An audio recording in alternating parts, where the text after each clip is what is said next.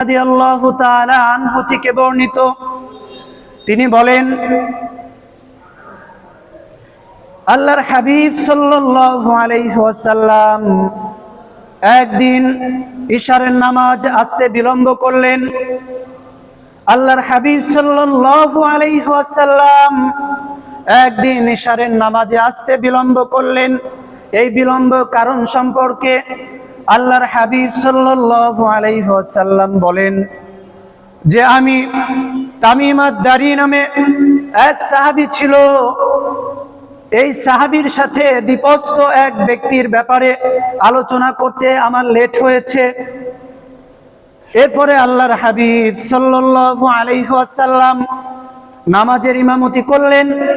নামাজের ইমামতি শেষে রাসূল আকরাম সাল্লাল্লাহু আলাইহি ওয়াসাল্লাম হাসতে হাসতে মিম্বারে বসে সাহাবীদেরকে বললেন, ও সাহাবারা শোনো, তোমরা যেখানে বসে আছো নিজ নিজ স্থানে বসে থাকবা। এবার সাহাবারা বসে গেলেন। আল্লাহর হাবিব সাল্লাল্লাহু আলাইহি ওয়াসাল্লাম সাহাবীদেরকে বললেন, ও সাহাবারা শোনো, তোমাদেরকে এখানে বসতে বলেছি কেন, তোমরা এ ব্যাপারে জানো নাকি? সাহাবারা বলল, ইয়া রাসূলুল্লাহ, ইয়া হাবিবাল্লাহ, এ ব্যাপারে আমরা কিছু জানি না, জানে আল্লাহ ও তার রাসূল। তবে আপনি যেহেতু এখানে বসতে বলেছেন, অবশ্যই গুরুত্বপূর্ণ কোনো মেসেজ দেওয়ার জন্য, গুরুত্বপূর্ণ কোনো কথা বলার জন্য আমাদেরকে বসতে বলেছেন। এবার আল্লাহর হাবিব সাল্লাল্লাহু আলাইহি ওয়াসাল্লাম বলেন, শোনো, আমি তোমাদেরকে একটা ঘটনা শোনাতে চাই, একটা ঘটনা বলতে চাই। সেই ঘটনা হলো যে তামিম আদ-দারি নামে একজন খ্রিস্টান লোক ছিল। তিনি আমার কাছে ইসলাম গ্রহণ করার জন্য আসতেছেন, আমার কাছে ইসলাম গ্রহণ করবেন এই জন্য এসেছেন। আমার কাছে ইসলাম গ্রহণ করলেন। গ্রহণ শেষে তিনি আমাকে বললেন, ইয়া রাসূলুল্লাহ, ইয়া হাবিবাল্লাহ, ও আল্লাহর রাসূল, আমি আপনাকে একটা ঘটনা শোনাতে চাই। এই ঘটনার সত্যতা কতটুকু আমি জানতে পারি না, কিন্তু ঘটনা হলো আমি আদ-দারি এবং বনু জুজাম গোত্রের 30 জন লোক আমরা একদিন সমুদ্রে ভ্রমণ করার জন্য জাহাজে যখন বের হলাম, জাহাজে বের হওয়ার পরে ঝড় এসে আমরা যেই উদ্দেশ্যে, যেই গন্তব্য বের হয়েছিলাম, গন্তব্যকে ঝড়ের গতির কারণে আমরা আমাদের পথ হারিয়ে ফেলি। এমন একটা দ্বীপে গিয়ে আমাদের জাহাজটা নোঙর ফেলে। এমন একটা দ্বীপে আমরা পৌঁছে গেলাম। সেই দ্বীপে নামার পরে আমরা এমন একটা জন্তু দেখতে পেলাম, এমন একটা জন্তুর সাথে আমাদের সাক্ষাৎ হয়েছে, যেই জন্তুটার পুরা দেহটা হচ্ছে চুল দ্বারা আবৃত, পশম দ্বারা আবৃত। এমন একটা জন্তু দেখার পরে আমরা ভীত হয়ে গেলাম, ভয় পেয়ে গেলাম। বললাম, তুমি ধ্বংস হও, তুমি কে? তাকে জিজ্ঞাসা করলাম যে তুমি কে? লোকটা বলল যে আমার নাম হচ্ছে জাসসাসা। আমরা জিজ্ঞাসা করলাম, জাসসাসা জিনিসটা কি? এটা আবার কি ধরনের বস্তু, তার কাজ কি? লোকটা বলল, ওই যে ঘরটা দেখেছো, ওই ঘরের ভিতরে যাও, জাসসাসা কি জিনিস তোমরা উপলব্ধি করতে পারবে, তোমরা বুঝতে পারবে। ওই ঘরের ভিতরে একজন লোক আছে, দীর্ঘকাল তোমাদের জন্য অপেক্ষা করছে। তোমরা যদি সেখানে যাও তাহলে তোমরা জাসসাসা জিনিসের ব্যাপারে উপলব্ধি করতে পারবে। এখন তামিম আদ-দারি রাদিয়াল্লাহু তাআলা আনহু মনে মনে ভাবলেন, না জানি কোনো ভয়ঙ্কর বস্তু ওখানে লুকায়িত আছে, হয়তো শয়তান আছে, অথবা এমন কোন জন্তু সেখানে আছে যে আমরা এখানে গেলে হয়তো আমাদের প্রাণনাশের কারণ হতে পারে।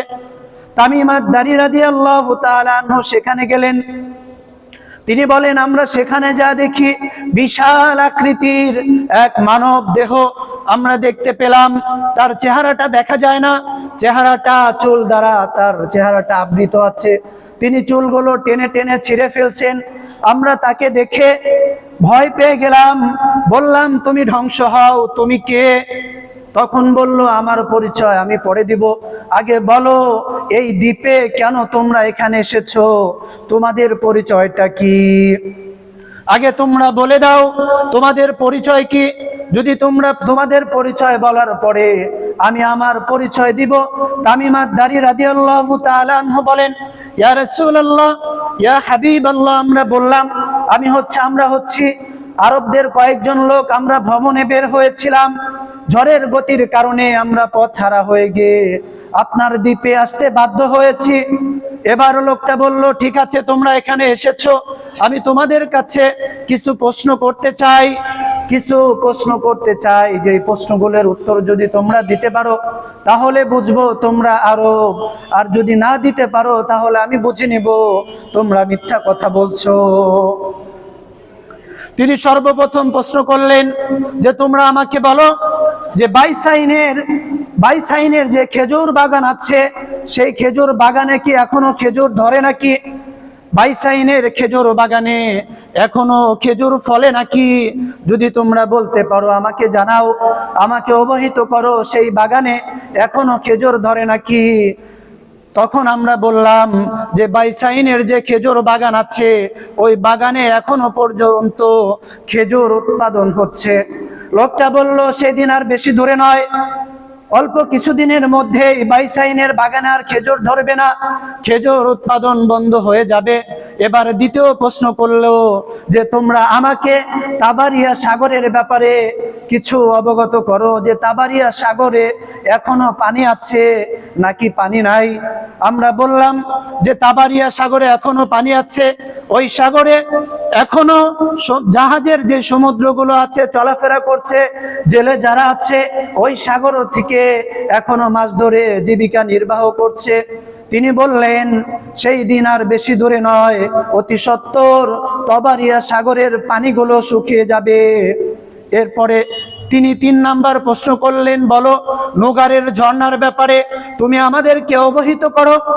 নোগারের যে ঝর্ণা আছে, এই ঝর্ণার ব্যাপারে যদি তোমরা আমাকে অবহিত করো, ওই ঝর্ণা এখনো পানি প্রবাহিত হয় কিনা, ওই ঝর্ণা থেকে সমুদ্রের ওই এলাকার যে কৃষক আছে সেই পানি দিয়ে তারা চাষাবাদ করে কিনা, যদি তোমরা আমাকে বলো তাহলে আমি উপকৃত হতাম। তামিম আদ-দারি রাদিয়াল্লাহু তাআলা আনহু তিনি বলেন যে আমরা বললাম ওই ঝর্ণা থেকে এখনো পানি প্রবাহিত হচ্ছে, ওই এলাকার মানুষগুলো ওই ঝর্ণার পানি দ্বারা তাদের যে জীবিকা আছে, কৃষিকাজ আছে, কৃষিকাজগুলো এখনো তারা জারি রেখেছে, কৃষিকাজ করতেছে। তিনি বললেন, সেদিন আর বেশি দূরে নয়, অতি সত্বর ওই ঝর্ণার পানিগুলো বন্ধ হয়ে যাবে, আর ঝর্ণা পানি দেবে না। এরপরে তিনি আবার জিজ্ঞাসা করলেন যে তোমরা এবার আমাকে 4র্থ নাম্বার প্রশ্নের উত্তর দিয়ে দাও। তুমি আমাকে বলো উম্মি নবীদের ব্যাপারে, উম্মি নবী যে আছে তার ব্যাপারে তুমি আমাকে জানাও, সে এখনো মক্কায় আছে, তার হালত কি? আমরা বললাম যে আমাদের যে নবী আছে তিনি হলেন মক্কা থেকে মদিনায় হিজরত করেছেন। তিনি জিজ্ঞাসা করলেন, ওই নবীর সাথে মক্কার কুরাইশরা যুদ্ধ করেছে নাকি? আমরা বললাম, ওই নবীর সাথে মক্কার কুরাইশ যারা ছিল তারা তো যুদ্ধ করেছে। এবার জিজ্ঞাসা করলেন, তাহলে ওই যুদ্ধে বিজয় লাভ করেছে কারা? আমরা বললাম যে ওই নবী মক্কার কুরাইশদের উপরে বিজয় লাভ করেছে। শুধু তাই নয়, মক্কার মানুষগুলো ওই নবীর আনুগত্য মেনে নিয়েছে। তিনি বললেন, ওই মক্কার মানুষগুলো যদি ওই উম্মি নবীর আনুগত্য করে তাহলে তাদের জন্য কল্যাণকর হবে। এই 4টা প্রশ্ন করার পরে তিনি তার নিজের পরিচয় দিচ্ছেন, বলেন যে আমি হচ্ছি মাসিহ দাজ্জাল। আমার এমন একটা শক্তি আসবে, আল্লাহ রাব্বুল আলামিন এই দ্বীপের ভিতরে আমাকে শিকল দিয়ে বেঁধে রেখেছেন, শিকল দিয়ে এমন ভাবে বেঁধে রেখেছেন যে আমার বের হওয়ার কোনো ক্ষমতা নেই। যেদিন আল্লাহ রাব্বুল আলামিন আমাকে এখান থেকে মুক্ত করবেন, তবে সেদিন আর বেশি দূরে নয়, আল্লাহ রাব্বুল আলামিন অতি সত্বর আমাকে এই দ্বীপ থেকে মুক্ত করে দিবেন।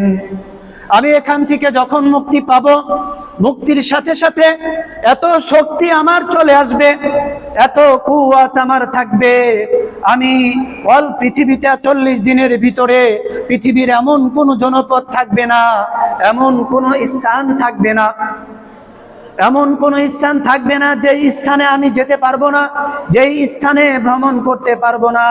পৃথিবীর প্রত্যেকটা স্থানে আমি যে কোনো মুহূর্তে যাতায়াতের ক্ষমতা আল্লাহ রব্বুল আলামিন আমাকে দান করবেন। শুধু তাই নয়, আমার এত পাওয়ারিটি থাকবে, এত ক্ষমতা থাকবে, পৃথিবীর সমস্ত স্থানে আমি যেতে পারবো, কিন্তু দুইটা স্থানে আমি যেতে পারবো না। পৃথিবীর সব জায়গায় যাওয়ার পরে আমি যখন মক্কায় প্রবেশ করতে যাব, মদিনায় প্রবেশ করতে যাব, মক্কা মদিনায় যখন আমি প্রবেশ করব, ফেরেশতা, মদিনার যে পাহারাদার ফেরেশতা আছে, তারা খোলা তরবারি নিয়ে আমার সামনে এসে দাঁড়াবেন। আমি পৃথিবীর সমস্ত জায়গায় প্রবেশ করতে পারবো, কিন্তু মক্কা এবং মদিনা যে আছে, ওই দুই জায়গায় আমার এত শক্তি থাকা পরেও আমি মক্কা মদিনায় আমি দাজ্জাল কোনোদিন প্রবেশ করতে পারবো না। মক্কায় কি করতে পারবে না?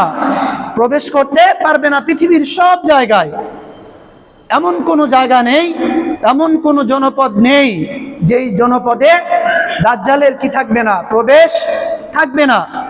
এমন কোনো জায়গা নেই, সব জায়গায় দাজ্জাল আসবে। মাত্র দুইটা জায়গায় দাজ্জাল প্রবেশ করতে পারবে না। এবার সাহাবারা আল্লাহর হাবিব সাল্লাল্লাহু আলাইহি ওয়াসাল্লামকে প্রশ্ন করলেন, ইয়া রাসূলুল্লাহ, ইয়া হাবিবাল্লাহ, দাজ্জাল যে আসবে, যেই দ্বীপের কথা বললেন, যেই দ্বীপের কথা আমাদেরকে জানালেন, আপনি বলতে পারবেন সেই দ্বীপটা কোথায়? রাসূল আকরাম সাল্লাল্লাহু আলাইহি ওয়াসাল্লাম বলেন, ও সাহাবারা শোনো, আল্লাহ তাআলা আমাকে নির্দিষ্ট করে দেন নাই যে ওই জায়গায় দাজ্জাল, ওই দ্বীপেই দাজ্জালকে বন্দী করে রেখেছেন। তবে আমার আল্লাহ রাব্বুল আলামিন আমাকে কিছু আইডিয়া দিয়েছেন, যে আইডিয়ার ভিত্তিতে আমি তোমাদেরকে বলতে চাই, ওই দ্বীপে হয়তো দাজ্জালকে আল্লাহ রাব্বুল আলামিন বন্ধ করে রেখেছেন। একটা হচ্ছে, এক দ্বীপ হচ্ছে যে ভূমধ্য সাগর আছে, ভূমধ্য সাগরের মাঝে একটা দ্বীপ আছে, হয়তো সম্ভবত ওই দ্বীপে আল্লাহ রাব্বুল আলামিন দাজ্জালকে বন্ধ করে রেখেছেন। নয়তো আরব সাগরের মাঝে একটা দ্বীপ আছে, ওই দ্বীপের মাঝে আল্লাহ রাব্বুল আলামিন দাজ্জালকে বন্ধ করে রেখেছেন। এই দুইটা বলার পরে আল্লাহর হাবিব সাল্লাল্লাহু আলাইহি ওয়াসাল্লাম তিনি লাঠি দ্বারা ইঙ্গিত করলেন, পৃথিবীর পূর্ব দিগন্তে যে একটা খোরাসান নামে একটা রাজ্য আছে, ওই রাজ্যের মাঝে যে দ্বীপগুলো আছে, ওই দ্বীপের মাঝে হয়তো শয়তানকে দাজ্জালকে আল্লাহ রাব্বুল আলামিন বন্দী করে রেখেছে। পৃথিবীর যে পূর্ব অঞ্চল আছে, পূর্ব অঞ্চলের দ্বীপগুলোতে আছে যে এই দ্বীপগুলোর কোনো একটা দ্বীপে আল্লাহ তাআলা দাজ্জাল যে আছে, দাজ্জালকে বন্ধ করে রেখেছেন। মুহাদ্দিসগণ বলেন যে এই দ্বীপটা হতে পারে বর্তমান যে আফগানিস্তান আছে, ইরান আছে, পাকিস্তান আছে, এই অঞ্চলের কোনো একটা দ্বীপে আল্লাহ রাব্বুল আলামিন দাজ্জালকে বন্দী করে রেখেছেন। এবার আল্লাহর হাবিব সাল্লাল্লাহু আলাইহি ওয়াসাল্লামকে সাহাবারা প্রশ্ন করলেন, ইয়া রাসূলুল্লাহ, ইয়া হাবিবাল্লাহ, দাজ্জাল এই পৃথিবীতে আগমন করবে, আমরা কিভাবে বুঝবো কোন সময় আসবে? তার আসার আলামতটা কি? কখন দাজ্জাল এই পৃথিবীতে আগমন করবে? কোন সময়ে দাজ্জাল আসতে পারে? আল্লাহর হাবিব সাল্লাল্লাহু আলাইহি ওয়াসাল্লাম বলেন, ও আমার সাহাবারা শোনো, দাজ্জাল ওই সময়ে আগমন করার সম্ভাবনা রয়েছে। এমন একটা সময় আসবে যেই সময় আমার অনেক উম্মত থাকবে, অনেক উম্মত হবে, কিন্তু উম্মতগুলো যখন কোরআন তেলাওয়াত করবে, তাদের কোরআন তেলাওয়াতের আওয়াজটা তাদের কর্ণকুহর পর্যন্তই শুধু পৌঁছবে, এছাড়া আর কেউ শুনতে পাবে না।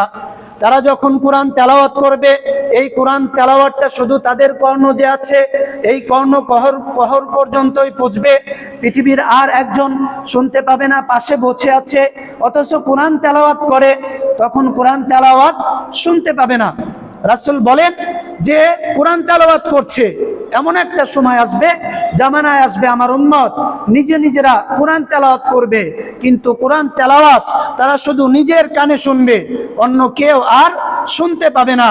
মনে করবা এমন একটা সময় আসলে তখন ধরে নিবা হয়তো দাজ্জাল আসার সময় হয়ে গেছে। এই সময়ে হয়তো দাজ্জাল দুনিয়াতে কি করবে, আত্মপ্রকাশ করবে। এরপরে আল্লাহর হাবিব সাল্লাল্লাহু আলাইহি ওয়াসাল্লামকে সাহাবারা প্রশ্ন করলেন, ইয়া রাসূলুল্লাহ, ইয়া হাবিবাল্লাহ, গো আল্লাহর রাসূল, দাজ্জালের এত শক্তি থাকবে, আমরা তো আগেই আপনাদেরকে স্মরণ করে দিয়েছেন। আমরা জানি দাজ্জাল আসবে, তার কপালে কাফের লেখা থাকবে, আমরা তো আগেই সতর্ক করলাম। তারপরেও তার কোনো অনুসারী থাকবে নাকি, তার কোনো অনুসারী হবে নাকি? আল্লাহর হাবিব সাল্লাল্লাহু আলাইহি ওয়াসাল্লাম বলেন, দাজ্জাল যখন এই পৃথিবীতে আসবে তখন তার সবচেয়ে বেশি অনুসারী হবে এই পৃথিবীতে যারা ইহুদি সম্প্রদায় আছে, সবচেয়ে বেশি ইহুদি সম্প্রদায় দাজ্জালের অনুসারী করবে, অনুসরণ করবে। ইহুদি সম্প্রদায় যা আছে তারা দাজ্জালের সবচেয়ে বেশি কি করবে, অনুসরণ করবে, অনুকরণ করবে। বর্তমানে তাদের যে তারা যার জন্য অপেক্ষা করছে, মাসিহ জন্য, যে মাসিহটা হবে তাদের পথ প্রদর্শক মাসিহ, যার জন্য তারা অপেক্ষা করছে, তারাই কিন্তু ওই মাসিহটাই হবে তাদের জন্য দাজ্জাল, আর আমাদের জন্য সবচেয়ে বড় ফিতনা। আল্লাহর হাবিব সাল্লাল্লাহু আলাইহি ওয়াসাল্লাম, ইহুদিরা সবচেয়ে বেশি তার অনুসরণ করবে। আর 2 নাম্বার হলো নারী জাতি যারা আছে এই পৃথিবীতে, নারী যারা আছে, দাজ্জাল আসার পরে নারীরা তার ক্ষমতা দেখার পরে, নারীরা তার ক্ষমতার লোভে পড়ে নারী জাতিও সবচেয়ে বেশি তার অনুসরণ করবে। নারী যারা আছে, যারা নারী, এদের লোভ বেশি, তাই না? সংসারে অশান্তির কারণ দেখবেন নারী বলে এটা নাই, ওটা নাই, এটা দরকার, ওটা দরকার। এই জন্য নারীদের সংসারে যারা লোভী নারী আছে, লোভী নারী আছে, তাদের বুঝাইতে হবে। বুঝলে রাখবেন, না বুঝলে কি করে দিবেন, পৃথক করে দিবেন, যে এত লোভ করা যাবে না। লোভী হচ্ছে ধ্বংসের কারণ। রাসূল বলেন যে নারীরা দাজ্জালের সবচেয়ে বেশি কি করবে, অনুসরণ করবে, অনুকরণ করবে। এরপর রাসূল বলেছেন যে ইস্পাহানের 70,000 ফেরেশতা, 70,000 ইহুদি, ইস্পাহানের 70,000 ইহুদি দাজ্জালের অনুসরণ করবে। এটা দেখে দুনিয়ার সমস্ত মানুষ ভয়ে থরথর করে কাঁপতে থাকবে যে এত মানুষ তার অনুসরণ করে। এই ইস্পাহানের যে ইহুদি আছে তাদের লেবাস হবে সেলাইবিহীন একটা চাদর, শুধু তারা একটা চাদর গায়ে দিয়ে দাজ্জালের কি করবে, অনুসরণ, অনুকরণ করবে। এবার আল্লাহর হাবিব সাল্লাল্লাহু আলাইহি ওয়াসাল্লামকে প্রশ্ন করলেন, ইয়া রাসূলুল্লাহ, ইয়া হাবিবাল্লাহ, দাজ্জাল যদি আসে এই দুনিয়াতে, সে কি সারা জীবন থাকবে, কিয়ামত পর্যন্ত থাকবে নাকি? তাকে কে হত্যা করবে? দাজ্জালকে হত্যাকারী কে করবে, হত্যাকারী কে হবে? আল্লাহর হাবিব সাল্লাল্লাহু আলাইহি ওয়াসাল্লাম বলেন, আমার ভাই ঈসা আলাইহিস সালাতু ওয়াস সালাম, সাইয়েদনা ঈসা আলাইহিস সালাতু ওয়াস সালাম দাজ্জাল এই পৃথিবীতে আসার পরে পৃথিবীর সব জায়গায় ক্ষমতা প্রয়োগ করবে, পৃথিবীর সব জায়গায় যাবে। কিন্তু দাজ্জাল যখন মদিনায় প্রবেশ করবে ঢুকতে পারবে না, মক্কায় আসবে ঢুকতে পারবে না। তখন সাইয়েদনা ঈসা আলাইহিস সালাতু ওয়াস সালাম আসবেন, দাজ্জালকে ধাওয়া করবেন। ধাওয়া করতে করতে জুদি নামে এক সিরিয়ার জুদ নামে একটা পাহাড় আছে, এই পাহাড়ে গিয়ে সাইয়েদনা ঈসা আলাইহিস সালাতু ওয়াস সালাম হত্যা করবেন। রাসূল বলেন, এই জুদ পাহাড়টা হচ্ছে বর্তমান যে ইসরায়েল আছে, ইসরায়েলের যে রাজধানী তেল আবিব আছে, এই তেল আবিব থেকে 18 কিলোমিটার দূরে এই জুদ পাহাড়টা অবস্থিত। আল্লাহর হাবিব সাল্লাল্লাহু আলাইহি ওয়াসাল্লাম বলেন, এই পাহাড়ে গিয়ে সাইয়েদনা ঈসা আলাইহিস সালাতু ওয়াস সালাম দাজ্জালকে হত্যা করে ফেলবেন। এইখানে দাজ্জাল প্রতিষ্ঠিত করবে অল পৃথিবীর শাসন কার্য। বর্তমানে যে ইসরায়েল আছে, ইসরায়েল তার যে লেস এয়ারফোর্ট আছে, এইটা পৃথিবীর ভিতরে সবচেয়ে বেশি নিরাপত্তা বেষ্টিত একটা এয়ারফোর্ট। বর্তমানে যে ইসরায়েল আছে, ইসরায়েলের ভিতরে, পৃথিবীর ভিতরে সবচেয়ে নিরাপত্তা বেষ্টিত এয়ারপোর্টের নাম হচ্ছে লেস এয়ারপোর্ট। এই এয়ারপোর্টের 18 কিলোমিটার দূরেই একটা জুদ নামে একটা পাহাড় আছে। এই পাহাড়েই সাইয়েদনা ঈসা আলাইহিস সালাতু ওয়াস সালাম জিব্রাইলকে কি করে ফেলবেন, হত্যা করে ফেলবেন। এরপরে সাহাবারা রাসূলকে জিজ্ঞাসা করলেন, ইয়া রাসূলুল্লাহ, ইয়া হাবিবাল্লাহ, যে এই দাজ্জালের ফিতনা থেকে আমরা কিভাবে বেঁচে থাকব? দাজ্জালের ফিতনা থেকে বেঁচে থাকার কিভাবে আমরা বেঁচে থাকতে পারি, তার ফিতনাটা কতটা ভয়ঙ্কর হতে পারে। দাজ্জালের ফিতনা সম্পর্কে আপনারা জানেন যে কত বড় বড় ফিতনা থাকবে। মানুষগুলো পাহাড়ে আশ্রয় নেবে, মানুষগুলো পাহাড়ে আশ্রয় নেবে। সাহাবারা রাসূলকে জিজ্ঞেস করলেন, ইয়া রাসূলুল্লাহ, ইয়া হাবিবাল্লাহ, ওগো আল্লাহর রাসূল, তখন কি মক্কা মদিনায় কোনো মানুষ থাকবে না? মক্কা মদিনায় কি কোনো মানুষ থাকবে না? রাসূল বলেন, সেদিন পৃথিবীতে অনেক মানুষ থাকবে, কিন্তু মক্কা মদিনায় মানুষগুলোর সংখ্যা হবে খুব অল্প। এই জন্য মক্কা মদিনাতে যেহেতু দাজ্জাল প্রবেশ করতে পারবে না, এই জন্য তাদের একটা সিকিউরিটি থাকবে। কিন্তু পৃথিবীর মক্কা মদিনার বাইরে অনন্য মুসলমান যারা আছে, তাদের জানের কোনো নিরাপত্তা থাকবে না। তাদের কাছে দাজ্জাল যাবে, যে বলবে যে আমি তোমাদের রব, আমি তোমাদের খোদা, আমাকে রব হিসেবে, আমাকে আল্লাহ হিসেবে তোমরা মেনে নাও। যাদের ঈমান দুর্বল, যাদের ঈমান দুর্বল, ঈমানে কমতি আছে, ঈমান নাই বললে চলে, নিভি নিভি প্রদীপের মতো যাদের ঈমানটা জ্বলছে, তারা দেখার সাথে সাথে দাজ্জালের ফিতনায় পড়ে যাবে, দাজ্জালের ফিতনায় পড়ে যাবে, দাজ্জালকে রব হিসেবে মেনে নেবে। কিন্তু যাদের ঈমান শক্ত, রাসূল বলেন, তারা দাজ্জালের ফিতনায় কখনো পতিত হবে না। দাজ্জাল তাদেরকে বলবে, আমি কি প্রমাণ দিলে যে তুমি আমাকে রব হিসেবে মেনে নিবা? তোমার মৃত বাবা মাকে যদি আমি জীবিত করি, তাহলে কি তোমরা আমাকে রব হিসেবে মেনে নিবা? তখন ইমানদার যারা আছে, মানুষ যারা আছে, তারা বলবে, যদি বাবা মাকে জীবিত করতে পারো, তাহলে আমরা তোমাকে রব হিসেবে, খোদা হিসেবে মেনে নিব। ঠিক তখনই শয়তান বাবা মার আকৃতি ধারণ করে এসে বলবে যে আমি তোমার বাবা মা, আমি তোমাকে বললাম যে তাকে তুমি রব হিসাবে মেনে নাও। নাউজুবিল্লাহ। এভাবে শয়তান বাবা মার আকৃতি ধারণ করে এসে ধোঁকা দিতে থাকবে, ধোঁকা দিবে। এখন আমাদের আলেম জামানায় একটু আলেমের যদি একটু কারিশমা দেখি, আমরা ওই আলেমের কি হয়ে যাই? ভক্ত হয়ে যাই, তাই না? সে যা বলে ওটাই করি। বাবা মা বললেও, বাবা মা যদি নিষেধও করে, তারপর আমরা কি করি না? মানি না। এমন একটা সিচুয়েশন আসবে, আপনার বাবা মার আকৃতি, মৃত বাবা মা জীবিত হয়ে আপনাকে বলবে যে আমি তোমার বাবা মা, আপনি দেখে তো আপনি বিলিভ করবেন, বিশ্বাস করবেন, আসলেও তো এর হুবহু আকৃতি আমার বাবা মা। যেই বাবা মাকে আমি কবরস্থ করেছি, ওই বাবা মাই তো আমার সামনে জীবিত হয়ে এসেছে। এটা কি মিথ্যা হতে পারে? যার ঈমান দুর্বল সে তো বিশ্বাস করে নিবে, যার ঈমানটা মজবুত, রাসূল বলেন, সে কখনোই তার এই মৃত বাবা মাকে কখনোই সে বিশ্বাস করবে না। এইভাবে রাসূল বলেছেন যে দাজ্জালের ফিতনা, দাজ্জালের ফিতনা এই পৃথিবীতে সবচেয়ে ভয়ানক ফিতনা। এই ফিতনা থেকে আমার উম্মতি মুহাম্মাদি যারা আছে, দাজ্জাল যেই সময় আসবে, তাদের উচিত এই ফিতনা সম্পর্কে তাদের বেঁচে থাকা। তারা যদি বেঁচে থাকতে চায়,